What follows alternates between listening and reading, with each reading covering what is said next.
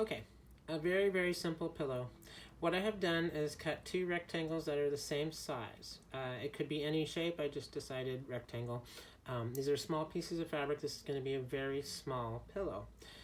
Right now we're looking at the right sides of the fabric. The wrong sides are usually a little bit lighter. Some fabrics it's harder to tell, but for the most part, if the pattern fabric or woven fabric, the brighter side is almost always the outside. That is the case in this. Two pieces of fabric. The industry calls the right side of the fabric self. So like the outside is called the self. I don't know why. Like yourself, myself, S-E-L-F. So now you've noticed that I've taken these two pieces of fabric and I've put them face to face. Do you see that? I have good side to good side, self to self. So this is the inside and this is the inside.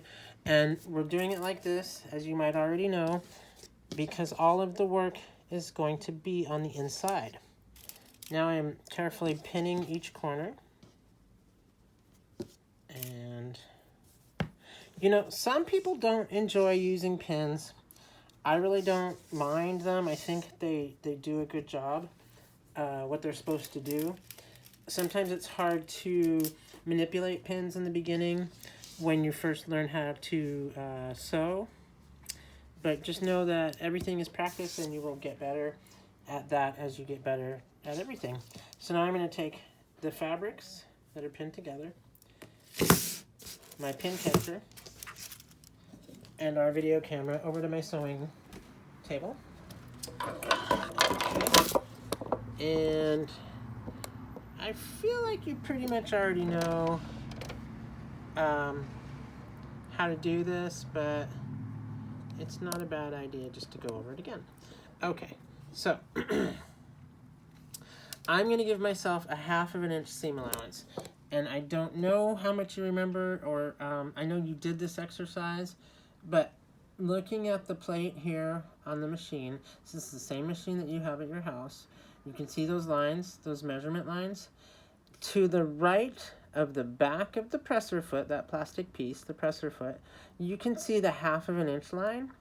What I'm going to do is I'm going to grab a piece of tape and I'm going to just line up my piece of tape with that 1/2 inch line so that it's really easy for me to maintain a 1/2 inch seam allowance.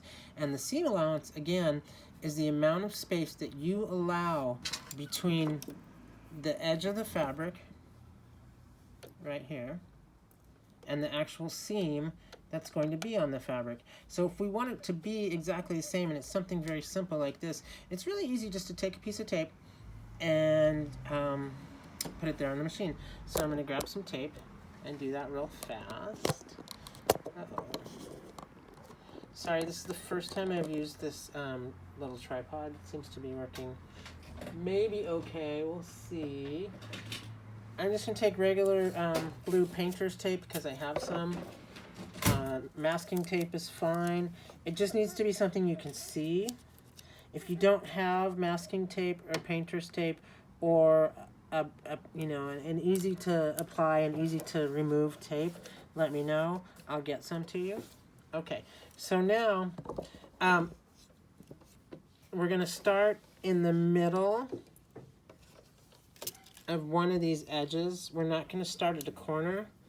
We want to start in the middle. I'm going to actually start at the bottom. I've decided that since the girl's face is directional on this, that the top is going to be directionally correct and the bottom is directionally correct. So I'm going to start at the bottom, but I'm not going to start at the bottom corner.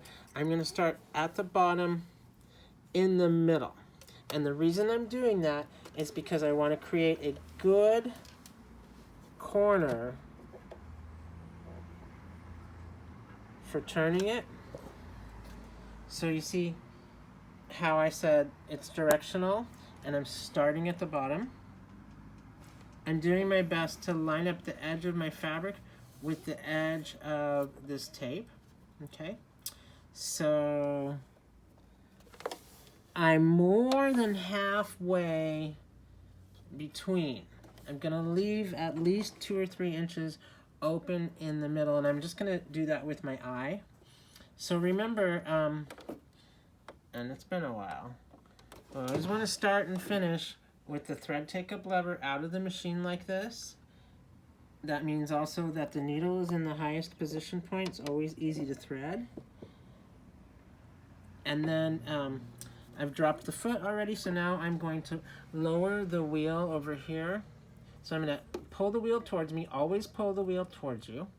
So I'm going to pull it towards me. As I pull it towards me, that lowers the needle into the fabric. And all that does is give me a good starting place. So I'm going to quickly sew this. I will do that so you can see the machine. And then I won't be talking because it'll be noisy, but let's just do this. So I want a back stitch. So I'm going to start and do a couple stitches forward. Oh, I'm trying to hit the wrong pedal.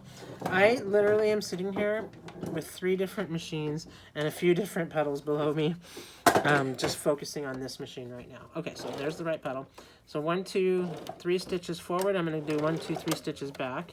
I'm going to go approximately, to the best of my knowledge, eyeballs. I'm going to try to do 1/2 inch. So I probably went a little bit farther out than I wanted to, but I'm still going to try to maintain that. All right. So I don't know if you can see, but I'm not quite on my 1/2 inch mark. I didn't stop talking either, did I? Sorry if it's hard to understand, but I'm just going to go with this. So this thing is funny. Okay. I'm going to sew this entire seam.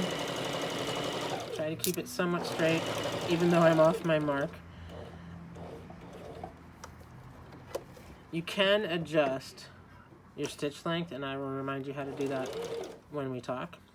I just did a pivot at the corner. I'm going to do that again. So make sure the needle is in the fabric. Pick up the foot, turn the fabric, try to line up the edge of the fabric with the edge of the tape. Again, I'm not doing an excellent job. I'm going over it this time. But this is just a little tutorial. And it's mostly just to give you an idea on how to make this pillow. And this is one of the first times I've used this machine since I got it fixed, and it looks like it's having a little hiccup. Now, let's see. Let's see, it should be fine. One more pivot. Back stitch. So, again, start in the middle,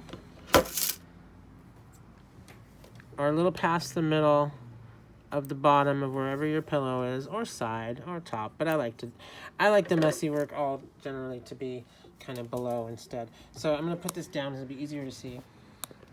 So you can see now my sewing started here, back stitch, pivot, stitch, stitch, stitch, stitch, stitch, pivot, corner, pivot, corner, pivot, corner, stitch, stitch, stitch, right?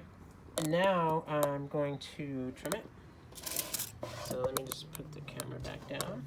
This is what I was talking about when I said after you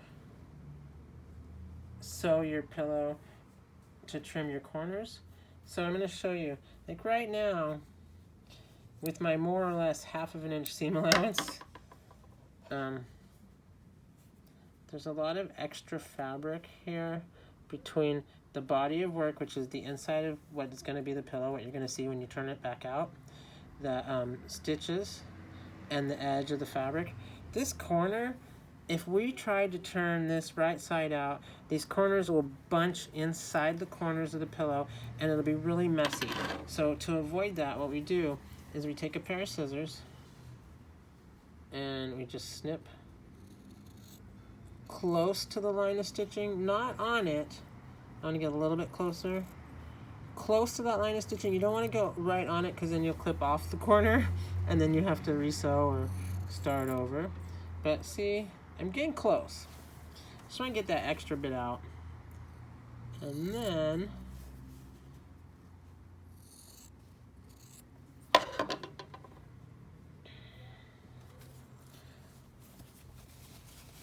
I could iron, I told you I could iron all those stitches and make sure the thread melds really nicely into the fabric.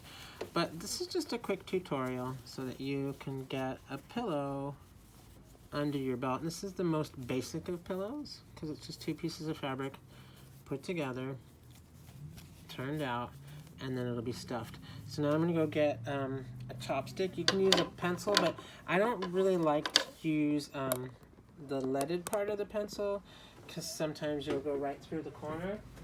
So if you have a chopstick, that can really work. At the end of a paintbrush even.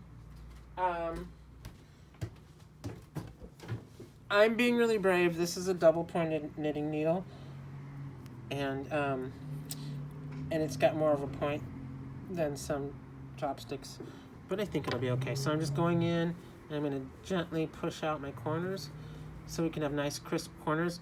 Remember, we cut the corner off so that you could have these corners nicely represented.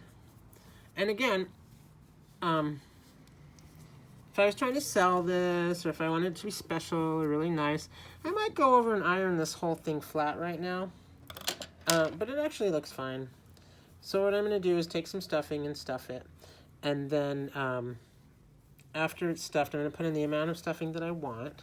And then after it's stuffed, I'm going to close it up over here.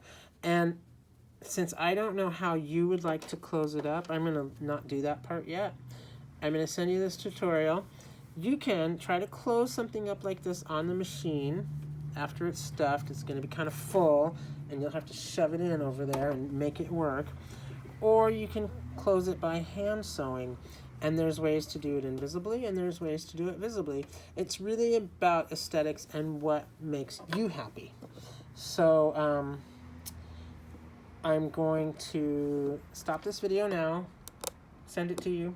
Hope it's okay, Xiomara, and let me know. I will also do a follow-up video on how you would like to close up your little pillow. Okay, I'll talk to you later. Bye-bye.